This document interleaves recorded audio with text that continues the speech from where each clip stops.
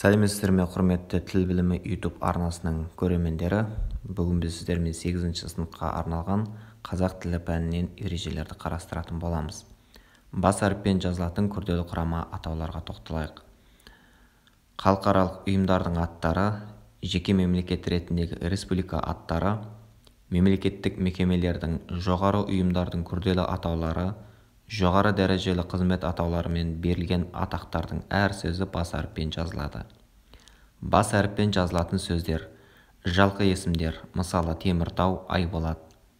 Ең жоғарғы мемлекеттік қызмет атаулары: президент әкімшілігі, мемлекет, республика, жоғары мекемелер мен ұйымдардың күрделі атаулары: Қазақстан Республикасы. Қысқарған сөздер: Біріккен ұлттар ұйымы, ТМД, мекемелер мен білім орындары күрделі атауларының бірінші сөзі бас әріппен жазылады. Қазақ ұлттық университеті.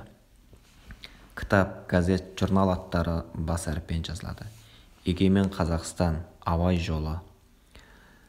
Тілдік бағдар: күрделі сөз деп кемінде екі я одан да көп дара сөзден құралып, ырғақ жағынан бірыңғай, лексика-семантикалық жағынан біртұтас, лексикалық-грамматикалық жағынан бір бүтін тұлға болып бірлесіп тұрақталған құрама сөзді айтамыз. Күрделі сөздер жасалу жолына қарай 4 түрлі болады. Мысалы, біріккен сөздер, қос сөздер, қысқарған сөздер, тіркесті сөздер деп 4-ке бөле аламыз.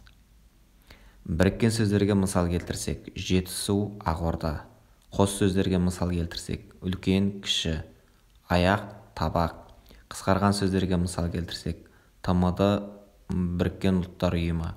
Тіркесті сөздерге мысал келтірсек: Шұбарат, Қаракөк, 105 деген сияқты мысалдарды қарастыра аламыз. Құрметті тіл білімі YouTube арнасының көрермендері, келесі сабақты жіберіп алмас үшін біздің YouTube арнаға жазылуды ұмытпаңыздар.